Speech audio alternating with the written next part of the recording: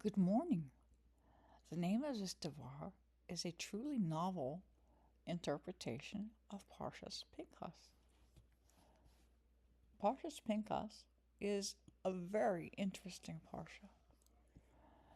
It's even more interesting when you consider the interpretation of Parashas Pinchas that was made by Rabbi Mordechai Yosef Lerner, the Izhbitzer Rebbe, in his magnificent Mei HaShiloach.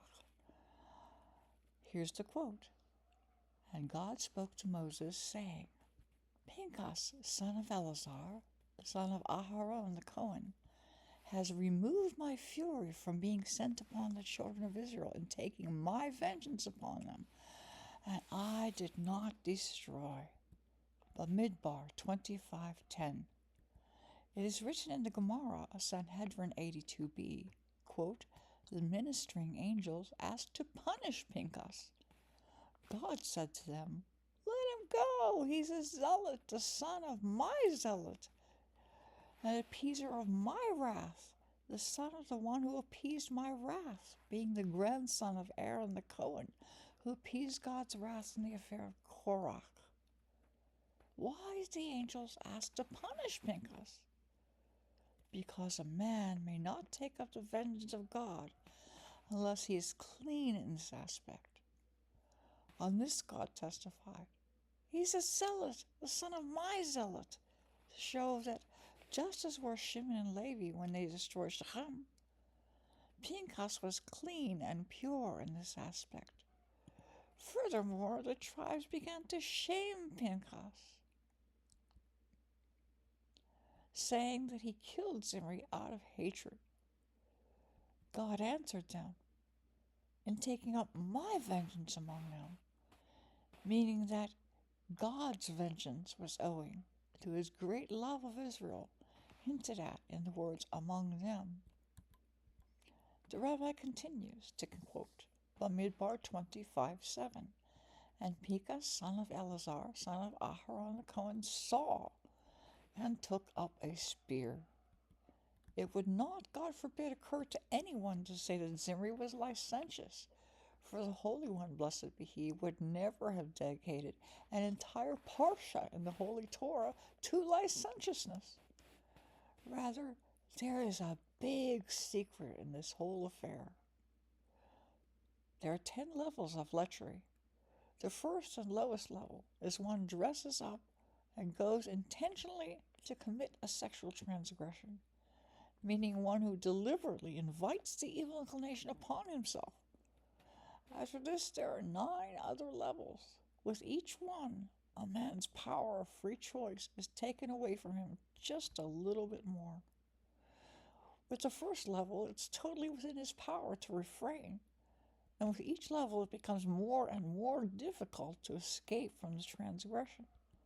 Finally, at the 10th level, where one distances himself from the evil inclination and guards himself from the transgression with all his power until it's impossible to guard himself anymore. If his evil inclination still overpowers him, and he does such an action, then it most certainly must be God's will. Such was the case with Judah and Tamar, for she was his soulmate. This is also the case here, as ZImri truly guarded himself from all evil desires. And now it occurred to him that she, Cozbi, was his soulmate, since it was not within his power to remove himself from the action for which Pinchas speared him. Pinchas said the opposite, and he really believed it, that it was still within ZImri's power to refrain from committing the sin. This is hinted at in the Gemara, Sanhedrin 82b.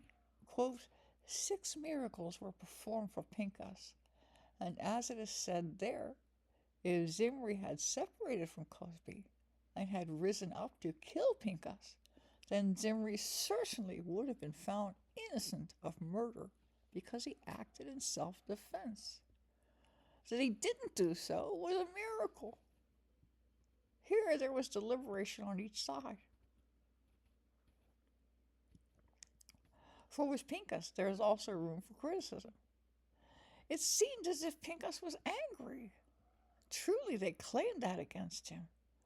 And here the judgment is at the discretion of the judge, who is God. As Rabbeinu Tam explained in Tosafos Bava Batra 35a, it is possible for the judge to give those close to him mercy. Therefore, Pinchas emerged blameless because he was close to Moshe Rabbeinu. This is why it is said, quote, the name of the Israelite man who had been struck, unquote. For afterwards, the Holy One, blessed be he, showed Pinchas with whom his struggle was really with, because he was Zimri, who truly guarded himself.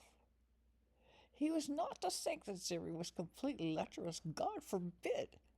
And in Pinchas's eyes, since he had come from the seat of Yosef and had become purified concerning this through mortifications of flesh and trials, Zimri's action was a great evil.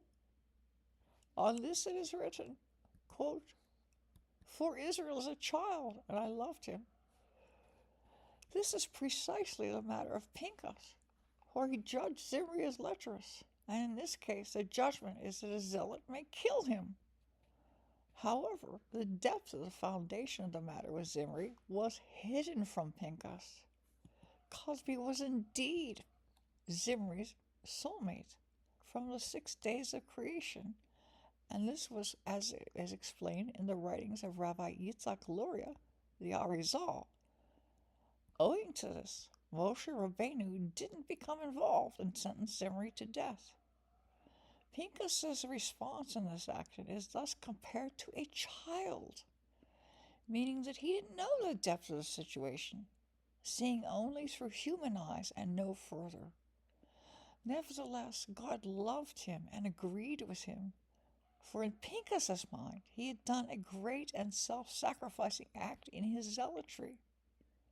Quote, Israel is a child. We find that Yosef, Pinchas's predecessor, was also called a lad, Bereshit 37:10, when he resisted his evil inclination, when he was tempted in Egypt by Potiphar's wife. The Midrash tells us that he was rewarded, seeing in a vision that his children would actually descend from her, and so it was that he married her daughter, Osnath. That's Hagahot Peretz. The rabbi continues, therefore I say, I give him my covenant of peace. Moshe wasn't fit for zealotry, for in his great light he would have punished Zimri in body and soul. But Pinchas, a young sage, only punished him in body. Therefore it was proper for God to give Pinchas my covenant of peace.